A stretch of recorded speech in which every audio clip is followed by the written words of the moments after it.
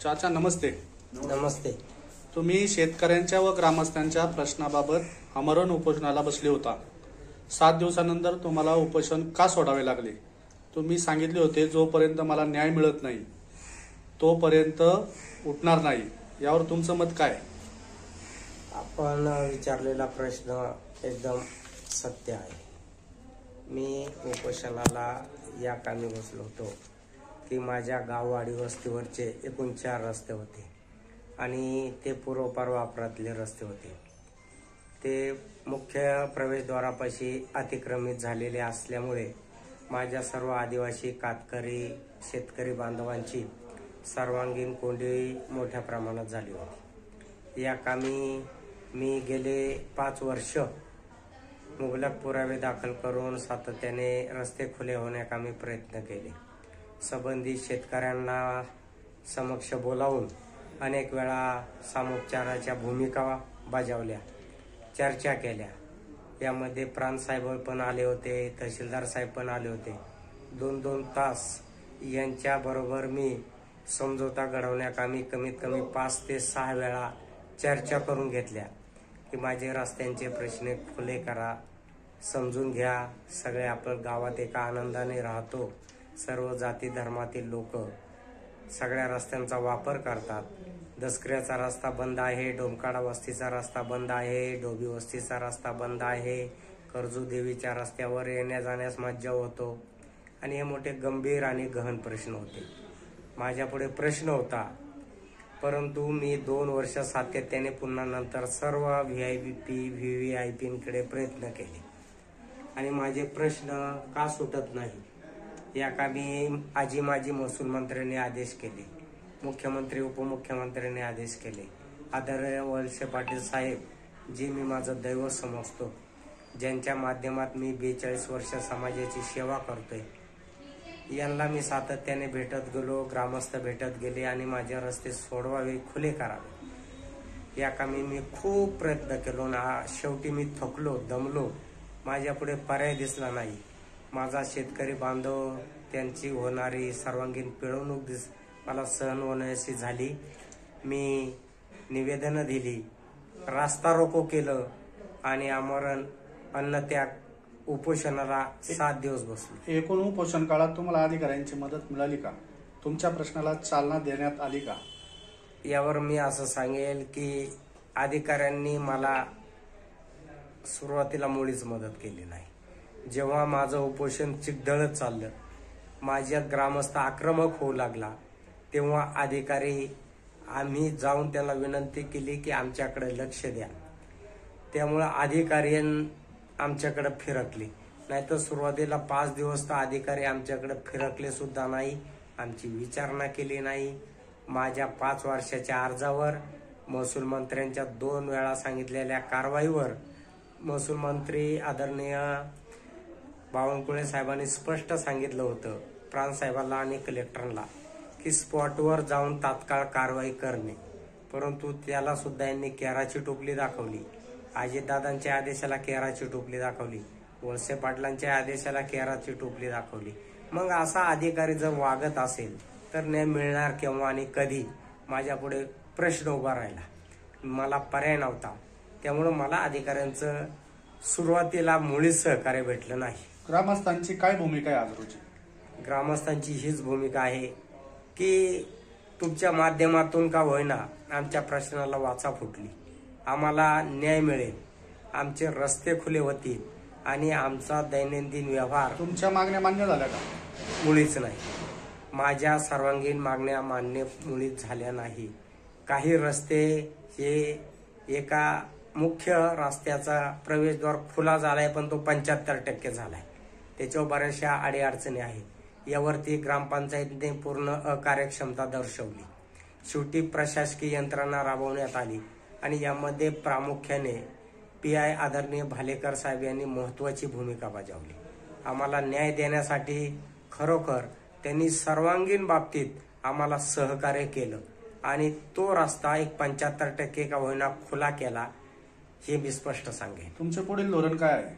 आमचं पुढील धोरण हेच राहणार आहे की ईश्वराने मला ताकद दिली, साथ दिली, बऱ्यापैकी सावरलो, तर मी आक्रमकपणे माझे राहिलेले रस्ते हे मला तहसीलदार साहेबांनी सांगितले की मी तात्काळ खुले करतो. जर त्यांनी योग्य मुदतीत एक 8 ते 10 दिवसाच्या आत खुले केले नाही तर मी आक्रमकपणे भूमिका घेऊन मी लोकशाही मार्गाने पुन्हा आमरण उपोषण म्हणा किंवा इतर न्यायासाठी जे काही भांडावं लागेल त्या पद्धतीने माझा पूर्ण गाव माझ्या पाठीशी आहे, ठामपणे उभा आहे आणि मी त्यांच्यासाठी पाहिजे ती सेवा करायला तयार आहे. तुम्हाला या कामासाठी अधिकाऱ्यांनी तुम्हाला लेखी आश्वासन दिले का? मला देतो बोलले. काल उपोषणाच्या वेळेस आले होते आणि त्यांनी सांगितलं मला की आम्ही जाऊन आलो, आम्ही हे करतोय, आम्ही ते करतोय, काही अडीअडचणी आहे, काही तांत्रिक अडचणी आहे. मी त्यांना सहकार्याची भूमिका दाखवली. ते बोलले लेखी देतो, परंतु त्यांनी मला लेखी अद्याप दिले नाही. आज तहसीलदार आणि माझं शिष्टमंडळ कलेक्टर कार्यालयात पुणे या ठिकाणी एका आमच्या दसक्रिया घाटाच्या प्रश्नाबाबत गेलेला आहे. त्यांची त्याबाबत काय चर्चा होते ते माझ्याकडे पूर्ण माहिती येईल आणि एक डोबी वस्तीच्या रस्त्याबाबत सुद्धा लवकर मला काहीतरी कायदेशीर माहिती मिळेल. हे 2 रस्ते मला तात्काळ अपूर्ण असलेले, पेंडिंग असलेले रस्ते खुले करण्याकामी डोबीचा रस्ता हा एक महत्वाचा रस्ता आहे. त्या ठिकाणी सार्वजनिक पाणी पुरवठा आहे, इतर समाज आहे, शेतकरी आहेत, सर्व 4ही रस्त्यांवर आहे.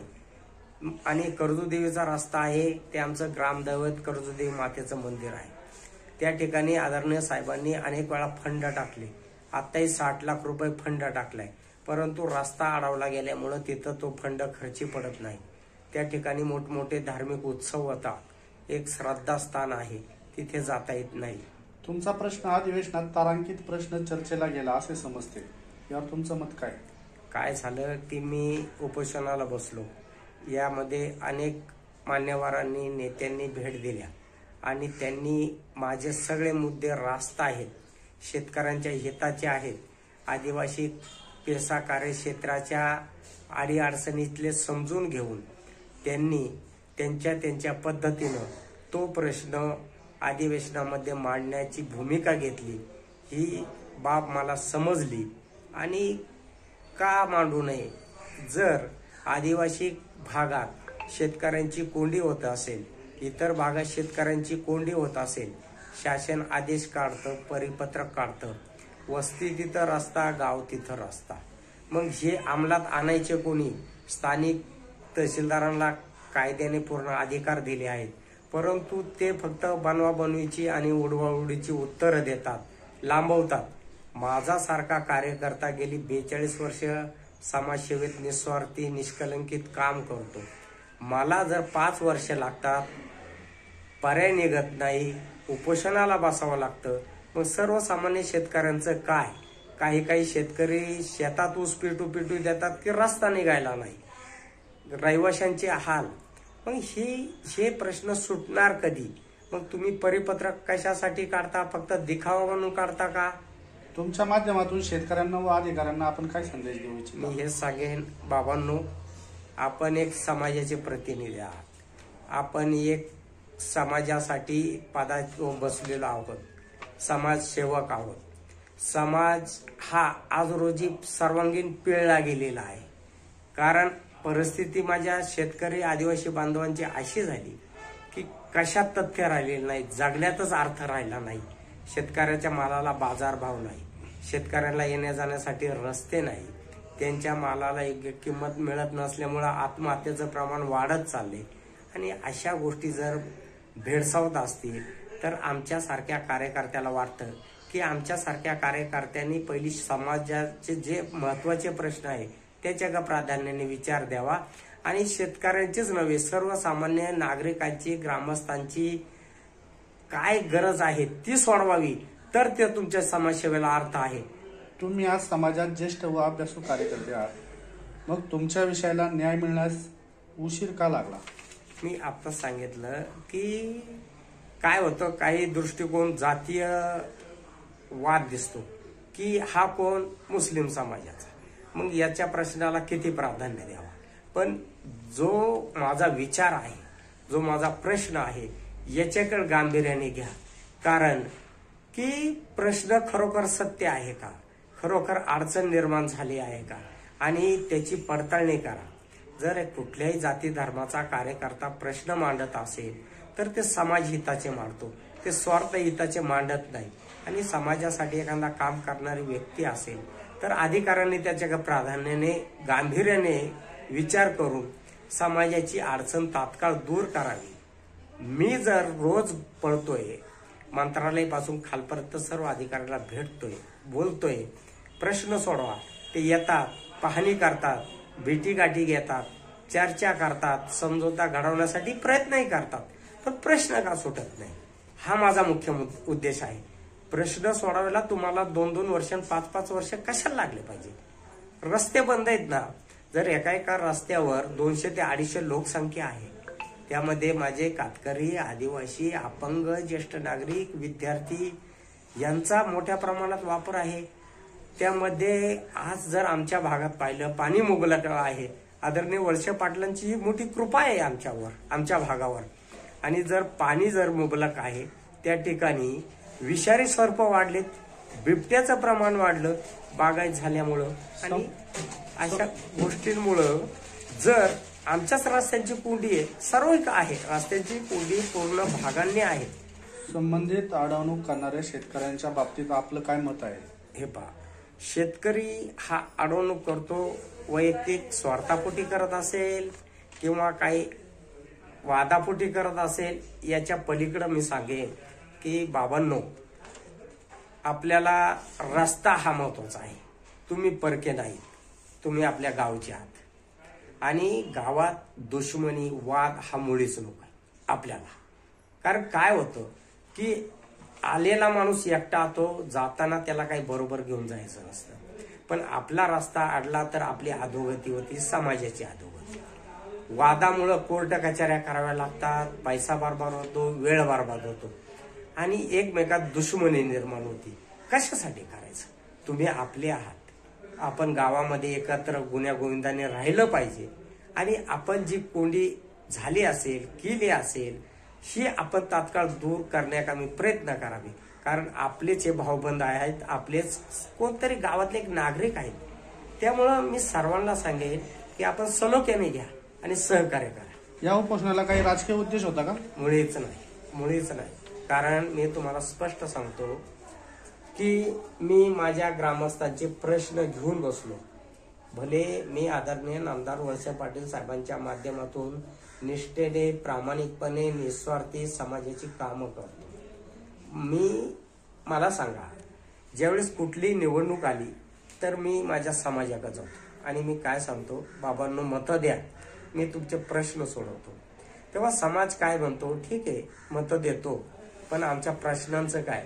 आणि त्यांचे प्रश्न सुटत नसतील, याच्या पलीकडे सांगेल की जर मी ते प्रश्न सोडू शकत नसेल तर मला नैतिक अधिकार नाही मतं मागण्याचा. त्यांच्याकडे मला कार्य करण्याचा मुळीच अधिकार नाही. कारण कार्य हे तळागाळातल्या समाजासाठी केलं पाहिजे, दिनदुबळ्या गोरगरिबांसाठी केलं पाहिजे. ती एक सेवा आहे, पुण्याचं काम आहे. मी तुम्हाला सत्य सांगतो की कातकरी कुटुंबाची वसाहत स्थापण्यासाठी मी 10 गुंठे जागा माझ्या मालकीची गावठाण क्षेत्रातली मोफत दिली. मोफत पाणी पुरवठा कर्जोदेवीसाठी मी 2 गुंठे जागा मोफत दिली नदीकाठी. मला सेवेची आवड आहे, समाजसेवेची आवड आहे. तर मी माझ्या गावातल्या या गोरगरिबांची सेवा करायची नाही तर कुणाची करायची? मला बाहेर नाव रूपा नको, मला समाजात पक्षीय राजकारण नको, काही नको. मग मी असं ठरवलं असतं, माझे नेते, माझं दैवत आदरणीय वळसे पाटील साहेब आहेत. वळसे पाटलांचा मी आदेश तो माझ्या डोक्यावर असतो. पण मी नाही. साहेबांनी सुद्धा माझ्याशी फोनद्वारे चर्चा केली, हुसेन भाई अधिकारी काम करतायत, तुम्ही उपोषण सोडा, तुमच्या तब्येतीची काळजी घ्या, तुम्ही जगला तर तुम्ही लढाल. परंतु मी साहेबांना सुद्धा स्पष्ट सांगितलं, साहेब मी थकलो, साहेब थकलो, मी खूप पळालो साहेब, सगळीकडे पळालो आणि माझ्या पुढे पर्याय नसल्यामुळं आज मी प्रश्न मार्गी लावल्याशिवाय उठत नाही साहेब. साहेबांनी विनंती केली, परंतु माझ्या शेतकऱ्यांचे प्रश्न, रस्त्याचे प्रश्न जोपर्यंत निकाली निघत नाही तोपर्यंत मी उठत नाही. मी ठाम भूमिका घेतली. आपली तब्येत कशी आहे? काय झालं, काल आदरणीय भालेकर साहेब, तहसीलदार साहेब, BDO साहेब, वरिष्ठांच्या आदेशानुसार म्हणा किंवा शासकीय टीमच्या माध्यमातून म्हणा, कारण ग्रामपंचायतने पूर्ण जबाबदारी झटकली होती अधिकाऱ्यांपुढं, त्यामुळं याच्यावर शासकीय अधिकाऱ्यांनी एक टीम नेमली होती आणि टीम घटनास्थळी गेली. त्या ठिकाणी आदरणीय सर्व अधिकाऱ्यांनी योग्य भूमिकाही बजावली, परंतु बराचसा वेळ गेला. काही रस्ते पेंडिंग आहेत. तब्येत माझी ढासळली होती. डॉक्टरांचं पथक काम करत होतं. त्यांनी दिवसभरात 3 वेळा तपासण्या केल्या, परंतु माझं BP आणि शुगर हाय झालं होतं. जेमतेम 200 ते 250ची लेवल गाठली होती. BPची लेवल माझी काहीतरी 208च्या दरम्यान होती. शुगरची लेवल 225च्या दरम्यान होती. न खाता पिता, कारण मी 7 दिवस पूर्ण अन्न त्याग केला होता, फक्त पाणी पित होतो. त्यामुळं मेडिकलने रिपोर्ट दिला की यांचं तब्येतीकडे लक्ष देणं गरजेचं आहे. म्हणून आदरणीय भालेकर साहेबांनी मला खूप विनंती केली आणि ते माझे खास मित्र ह्या नात्याने आहे की समाजाच्या प्रश्नाला खरोखर सपोर्ट न चालणारे मित्र आहे. मी तंटामुक्ती अध्यक्ष म्हणून काम करतो आणि माझ्या प्रश्नांमध्ये काही न्यायिक भूमिका बजावायची असेल तर मी त्यांचं मार्गदर्शन करतो आणि साहेब मला वेळोवेळी मदत करतात. साहेबांनी सांगितलं, हुसेन भाई तुम्ही जागला तर निश्चित प्रश्न मार्गी लागतील. आम्ही आहेत.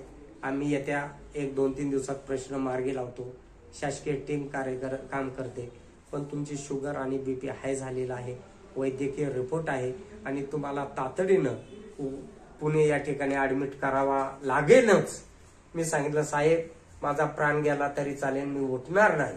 माझे 5 रस्ते पूर्ण खुले झाल्याशिवाय उठणार नाही. पण त्यांनी मला लेखी हमी देतो सांगितलं. आज लेखी हमी देतात.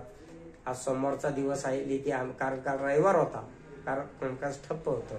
आज देतो बोलले, तर मी ठीक आहे बोललो आणि 8 दिवसात तुमचा प्रश्न निकालीच काढतो असं भालेकर साहेबांनी मला सांगितलं. मला म्हटले, नाईलाजानं मला तुम्हाला पुण्याला किंवा मंचरला सिव्हिल हॉस्पिटलला न्यावं लागेल आणि तुमच्या तब्येतीकडे प्राधान्याने आम्हाला विचार करावा लागेल.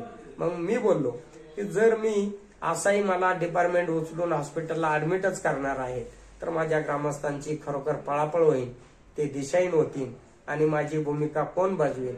तर मग सगळ्या ग्रामस्थांनी विनंती केली, तुमचा जीव आम्हाला महत्वाचा आहे, न्याय मिळेल, 4 दिवस उशिरा मिळेल. मला विनंती दिली, माझ्या माता भगिनींनी केली. जे माझ्या खांद्याला खांदा लावून काम करतात, नामदेव शेठ असतील, कोंडीबा शेठ बोराडे असतील, महेश असतील किंवा इतर सर्व माझी किरण ढमढरे असतील, संदीप भास्कर असतील, ही जी माझी टीम आहे, भगवान साबळे असतील, दिलीप ढमढरे असतील, ही माझी टीम आहे. यांनी खरोखर जीवाचं रान केलं आणि रात्रंदिवस पळाले. माझ्या माता भगिनी त्या ठिकाणी रोज 100 ते 200 येऊन बसायच्या, रात्रंदिवस बसायच्या आणि ज्या गावानी 95% माझ्यावर एक विश्वास ठेवला आणि त्यांनी सगळ्यांनी विनंती केली, तुम्ही उपोषण सोडा.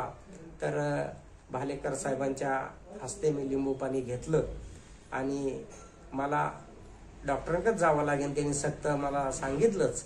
मी बोललो, मग मला डॉक्टरांकडे नेणारच, तर मग मी मला इथं धावपळ करण्यापेक्षा, उपोषणाला काहीतरी वेगळं वळण मिळण्यापेक्षा आणि माझ्या ग्रामस्थांना चिडवण्यापेक्षा मी थोडं संयमाने घ्यावं, या भूमिकेतून मी उपोषण सोडण्याचा विचार केला आणि मी वैद्यकीय उपचारासाठी गोडेगाव घोलप डॉक्टर यांच्याकडे ऍडमिट झालो.